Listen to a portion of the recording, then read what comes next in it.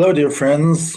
I'm actually speaking today from Bucharest, Romania, on my way to Cluj, where I will be for Rosh Hashanah, Jewish New Year's, for the third time in a row. I'd like to talk a little bit about Parashat Tavo, the parsha that we read last Shabbat, and which talks about coming to the land. And I like to show when the parsha talks about coming to the land, meaning Moses is telling the people, "Vayaki tavo la'aretz," as you come to the land. It'll be interesting to see the way he positions different things at the beginning of that parasha. This is one of the things I want to mention. There is an argument in the Talmud whether you can learn from the positioning of chapters in the Torah. Is the fact that one story comes after another one necessarily the juxtapositioning of the events or juxtapositioning of the events, does it have significance? Rashi, for instance, has an approach that ein mukdamu muchar b'Torah.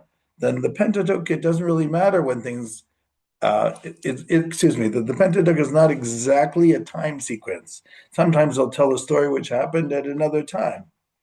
Now, there's definitely an argument for that, because we know for sure that in the Parshat Ki Tavo, in the book of Exodus, I think it's 33, where you have the story of the sin of the golden calf, that definitely happened right after the Parsha which talks about the giving of the Torah, which was Yitro, but they're not one after another. Instead, you have Parshat Mishpatim, which talks about the commandments that God gave to Moses to give over to Israel, not just the 10 commandments, I mean, all the laws.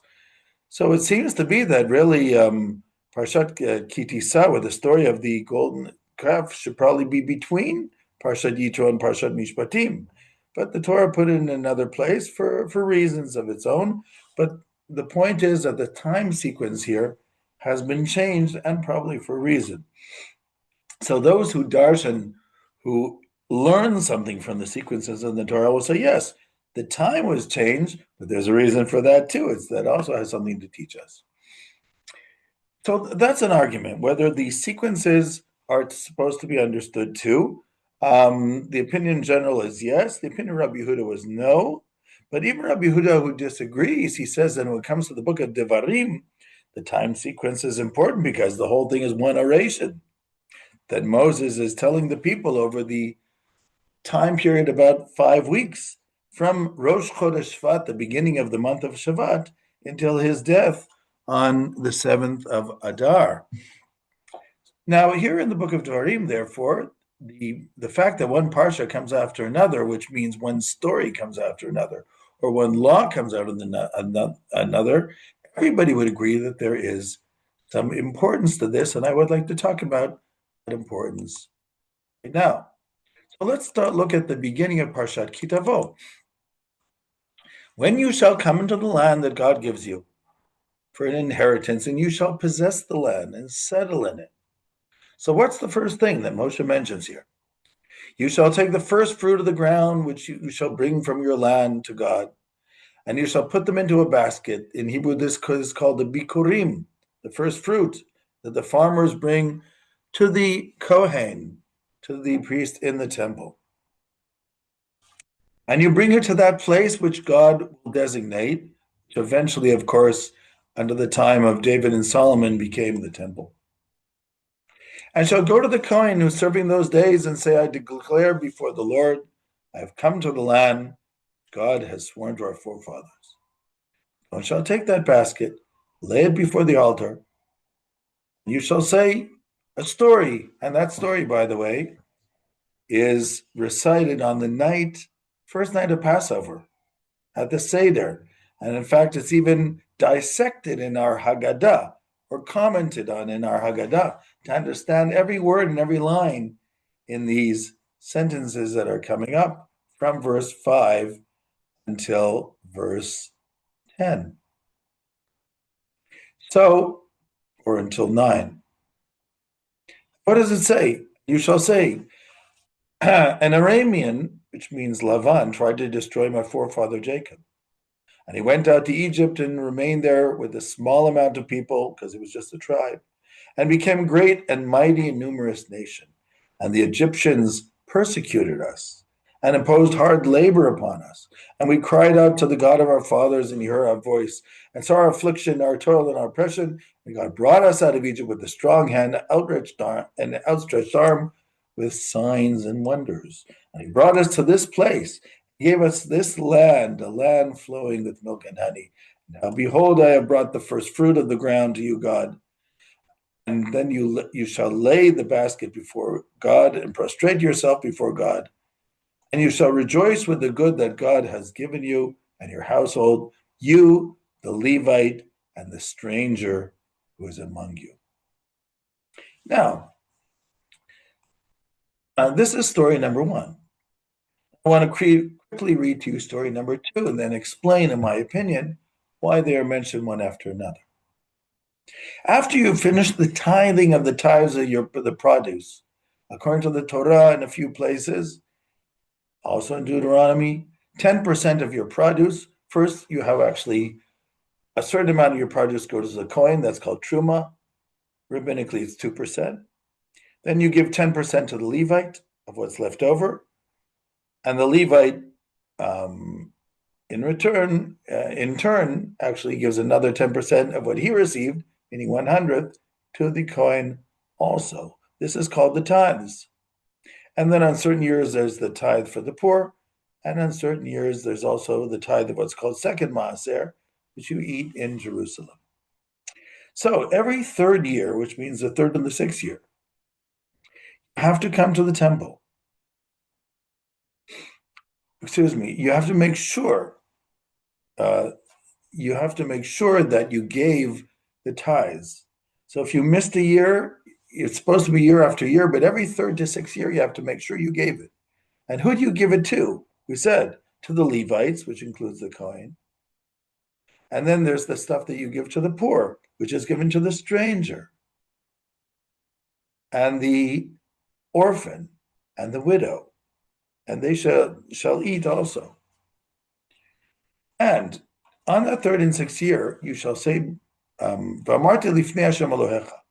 When it says before God, it means you go to the temple and you make this declaration. And you say, I've removed all these holy portions from my house of the tithes. I've given it to the Levite, I've given it to the stranger, I've given it to the orphan, I've given it to the widows according to your commandments, and I have not transgressed, etc. And I ate it in purity, meaning I was supposed to eat, which is the Maser Sheni, and I gave it in purity. So please look down from your holy temple, and please look down upon your holy temple from the heavens, and bless your people of Israel and the land which you have given us, which you swore to our forefathers that you would give us, land flowing with milk and honey.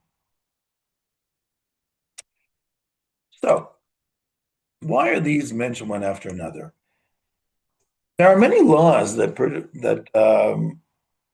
are connected to the land. There's Orla, the first 3 years. You're not supposed to eat the fruits of the fruit trees. And the fourth year it goes to the coin. Only from the fifth year you can. There are other things too. So why specifically this?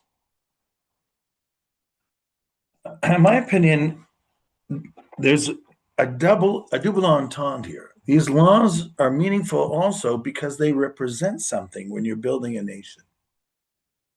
It's not just the building of the first fruits, and I'll explain in a moment what I think, the way I understand this.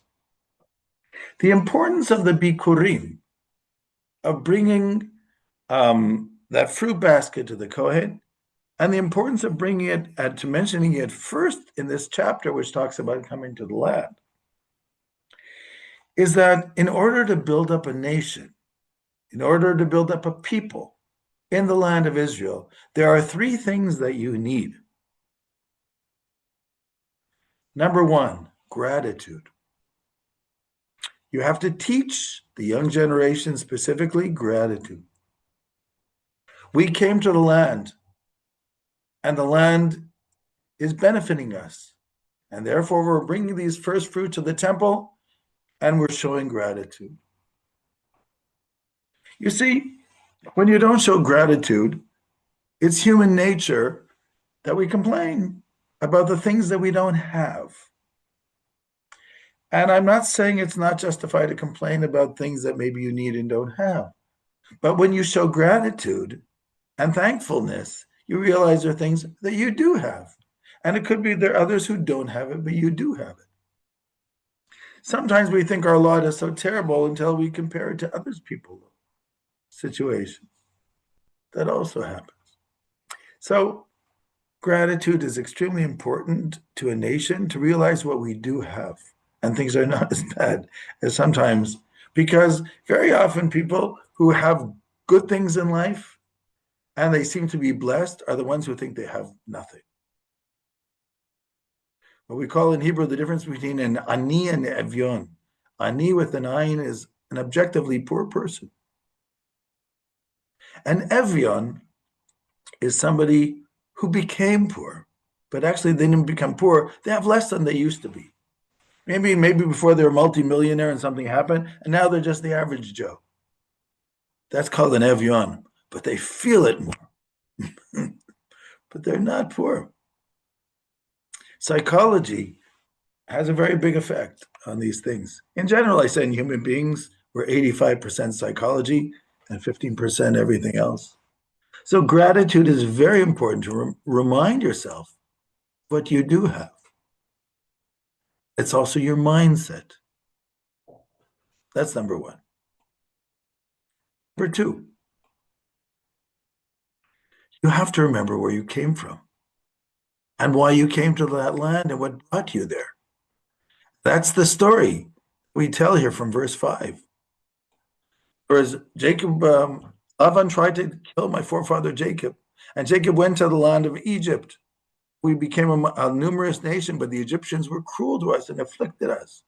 And they made us do harsh labor. And we cried out to God, and God saved us and brought us to this land. You realize, when you remember your history, when you remember where you came from, when you remember what brought you into the land, then you start appreciating it more. If you want to know where you're going, you have to know where you came from.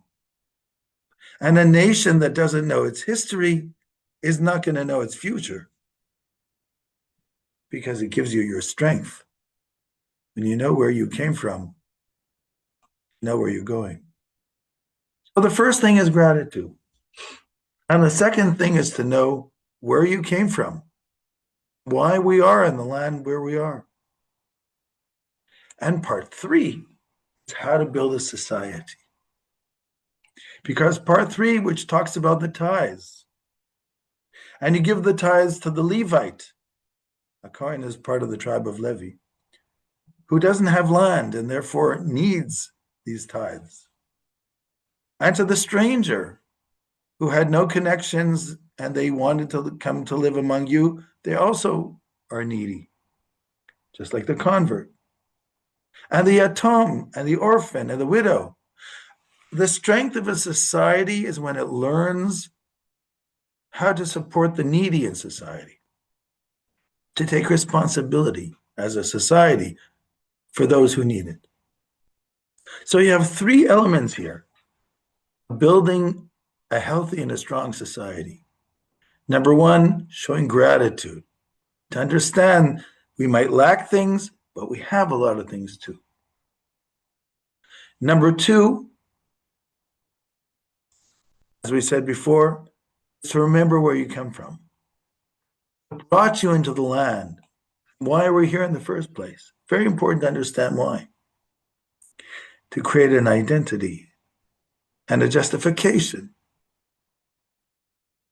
Because the strength of a nation is when it understands the righteousness of its cause and why it's there, what it's trying to build. What are we trying to build?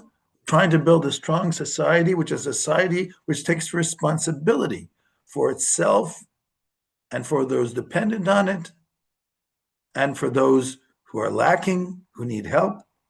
That is a strong society. So these are three things the Torah is teaching us. If I might add one other thing, it comes out in the next chapter. In chapter 27 is the very unusual story, which is told in the Torah and actually materializes at the end of the book of Joshua, that when we come into the land, you have half of the tribe standing on the mount of Gerizim, and half of the tribe standing on Mount Eval, which are at Shechem, the city of today, what's called Nablus. These two mountains, the Gerizim, which is called the mountain of the blessing, and Eval, the mountain of the curses, talking about blessings and curses, the tribes and the Levites in the middle tell them what to say, and they say it, saying, what are they? We have the curses written here, 11, or some people say 12 curses, representing the 12 tribes. And of course, the blessings are the opposite. And all these things have to do with things that are in secret, are done in secret. So it says that when you come to the land and you build this altar, the altar will be built on Mount Gerizim, and by the way, there's an excavation there, Mount Gerizim, on Mount Eval. And there's an excavation on Mount Eval where they found the altar from the time of Joshua. And you shall write the words of the Torah on it. And ye shall stand as you cross the Jordan on the mountain of the blessing. These shall stand, these tribes, on the mountain of the curse. The Levites stand in the middle. They say, cursed is the man who makes a graven image, meaning idols, and hides it. Cursed is the man who degrades his father and his mother. Cursed is the one who tries to steal his neighbor's landmark of where his, what we would call his fence, to try to show that he has more land. Somebody who misguides a blind person, or somebody who perverts the judgment of the stranger, the orphan, etc., and sexual things, all these things that are done in secret. Meaning, we're going to set up laws, of course, and courts, and things are brought in courts. But what's being said is, cursed are those who do things in secret. We're trying to hide behind and trying to create decay within the society, moral decay, because these things are going to endanger the fabric of the society, moral fabric of the society. So you might say there are four things here. Number one, gratitude, and this has to be taught educationally too in the schools. Number two, the history and why you are where you are, where you came from, and what is your identity as a people. In our case, of course, the Jewish people.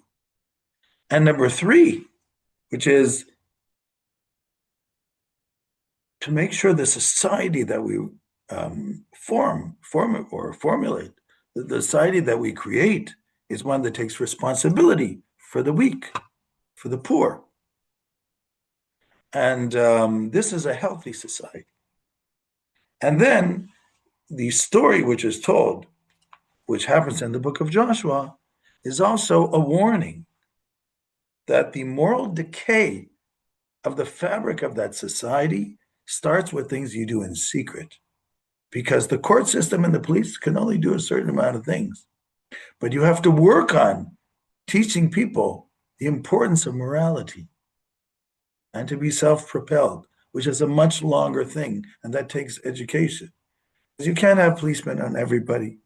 But when people believe in the moral fabric of a society, then the society is sustainable from generation to generation. Shalom, shalom.